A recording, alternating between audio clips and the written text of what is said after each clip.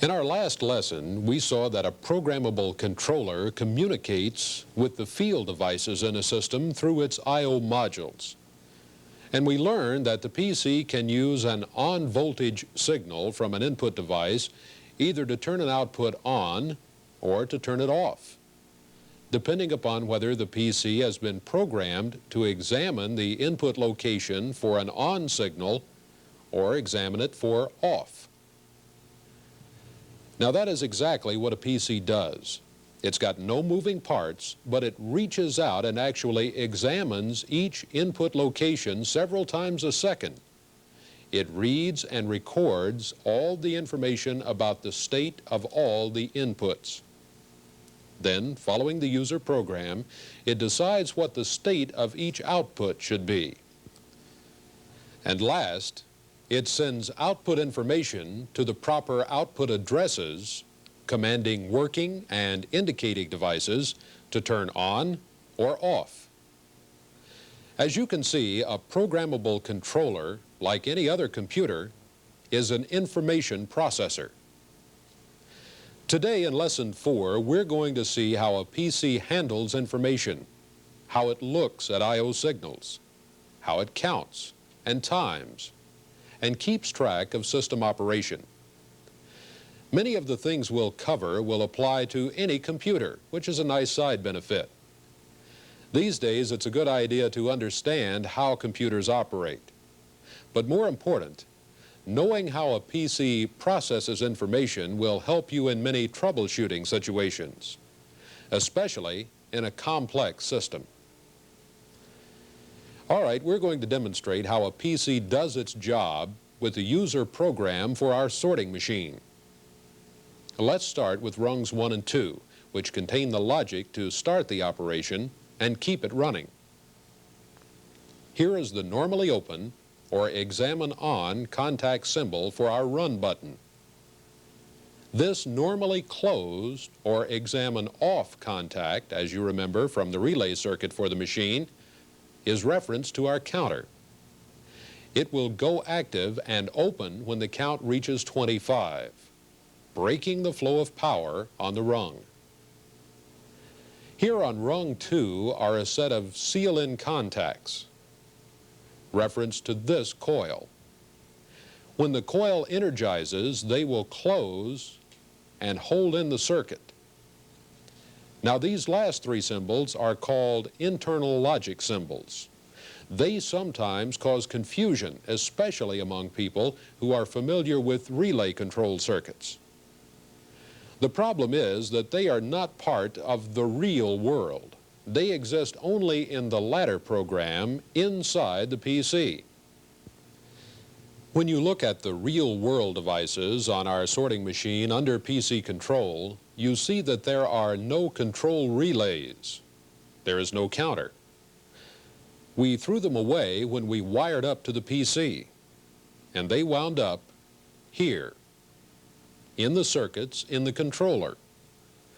Now, sometimes when you see a coil at the end of a PC ladder rung, it stands for an actual output device. This one represents our run light, for example. But often they are used when the PC needs to pass signals around the circuit, just as you would use relays in a relay system. Here's the logic coil for our counter. It's imaginary, but it works. When the counter counts out, the coil energizes. These contacts on rung 1 go active, and the machine stops. Now let's look at something else that causes people an unnecessary amount of trouble. These contacts, 1002, represent our stop button. And notice they are programmed into the logic as normally open contacts, even though the button is wired normally closed. The latter logic seems to contradict the real world. Well, if you remember that these contacts are examine on contacts and put yourself in the place of the PC, the whole thing clears up. Since the stop button is wired closed, in its normal position, just sitting out there, it is passing voltage and sending an on signal to its I/O address. Now, what would happen if we programmed this switch as a normally closed examine off contact? When the run button on our machine is pressed, power would not get past the stop switch on the rung. We are telling the PC to examine location 1002 for an off condition. And is it off? No. So the condition has not been met. The rung is not true, and the motor will never run. Instead, since we want the PC to turn the motor on when the stop switch is sending its on signal to the I/O, we program an examine on contact on the rung. Now, when the logic asks, is this location on? The answer is yes, and power will cross the rung until the stop switch is activated. All right, now let's take a look at how the PC actually uses input signals to follow a logic program and keep a system running. What we have been calling the controller is often referred to as the central processing unit of the system, or the CPU. Although you couldn't tell by looking at the wiring, it is made up of three main sections: the power supply, which reduces the incoming AC to the proper low level of DC voltage; the processor, which carries out all the instructions and operations necessary to keep the system running; and the memory section, which contains all of the information or data that the processor needs to perform its job. As we'll see later on, the user program, or the actual ladder logic required for a particular circuit, is stored in a portion of the memory. Now, some manufacturers explain the operation of their PCs in computer terminology from the very beginning. Others require that you understand their machines as computers only when you are involved in complex, advanced applications. The language used differs somewhat from manufacturer to manufacturer, so we've included definitions of most key terms in the glossary of your manual, in case you need them. Here we're going to use only those terms that are necessary to explain how any model PC operates. Let's start with the processor. You might consider it as the thinking and calculating part of a controller. It is the processor that actually carries out the instructions that are entered into the PC when we program it. Or, as a PC manual might put it, the processor solves the user logic. It carries out this job by a process that's known as scan. Many times each second, the processor performs three operations. First, it checks the status of each input location. Next, based on that information, it solves the user program and decides what the state of each output should be. Then it sets the appropriate output devices on or off. Each cycle is called a scan, and the whole time that a programmable controller is running, it is performing the scan cycle over and over again. To understand scan a little better, we'll have to look at the memory section of the controller. The processor is a lightning-fast performer, but without something to tell it exactly how to process information and without a place to find the data it needs to work with, it would be useless.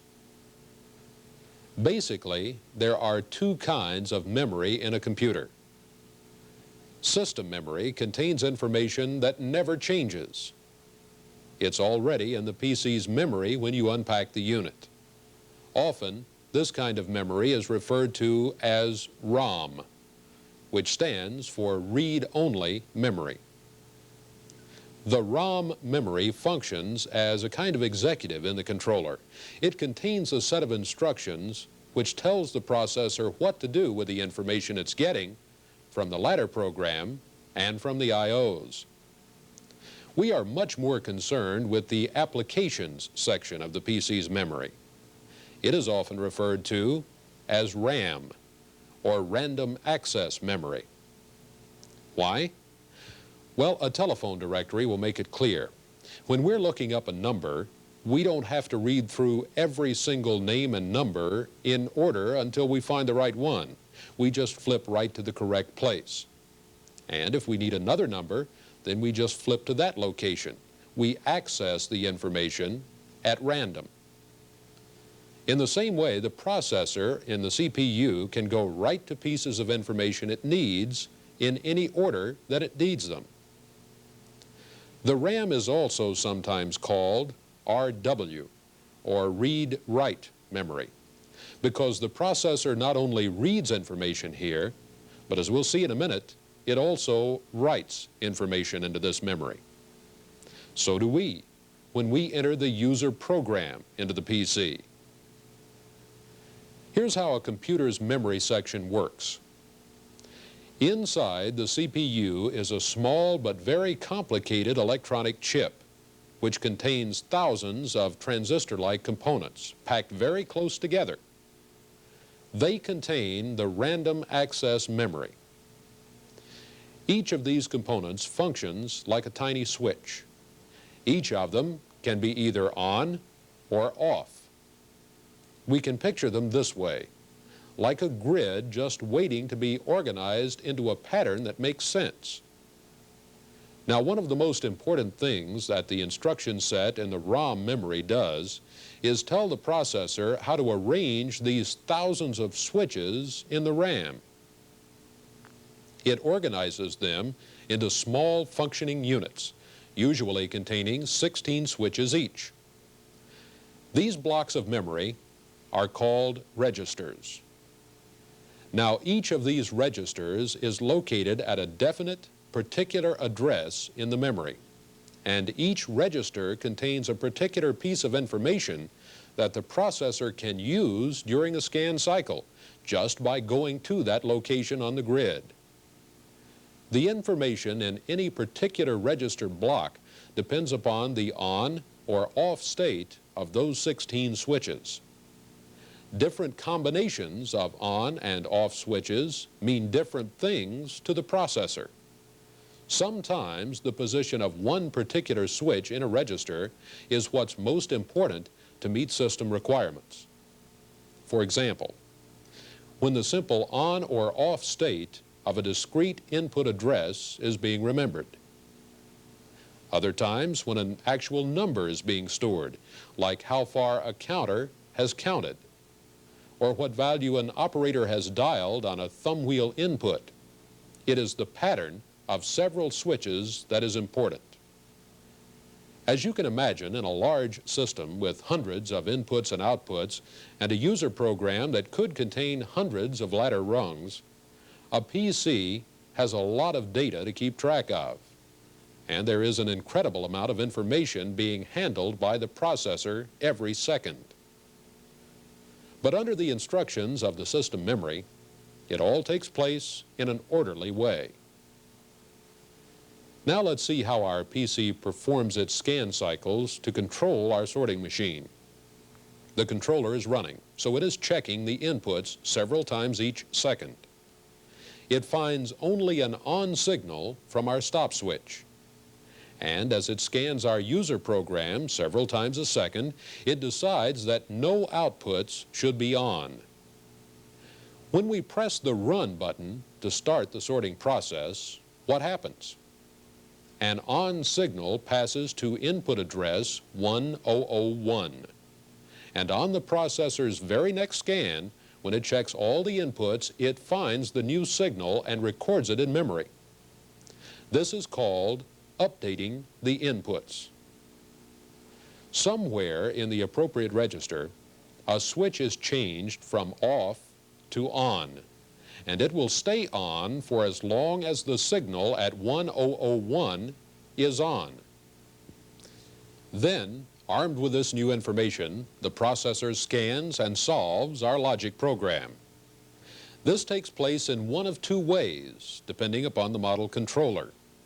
Sometimes a group of rungs is treated as a unit, and the logic scan is performed column by column, like this. Or on other controllers, each rung is scanned left to right in order. One way or the other, here's what happens. The scan reaches examine on contacts 1001. And since the processor knows that 1001 is indeed on, it passes power through these contacts. The signal from our stop switch is, as we know, on. And since our counter has not reached 25, is its coil off? Yes. So during this scan, the processor finds that all conditions on rung 1 have been met, and it passes power to this internal logic coil.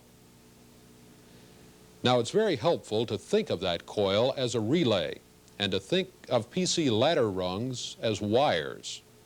In fact, a PC ladder program is often referred to as soft wiring, and the coil will behave like a relay in the circuit. But to the processor, it is a symbol, and the processor has definite instructions about what to do during a scan when it finds power reaching that logic element. It's told to go out to the correct location in memory and throw some switches. Just as a relay would reverse the position of its contacts, the processor reverses the settings on all switches that control contacts referenced to the coil. So on rung 2, the contacts in the hold-in circuit for the coil will go active and be switched on.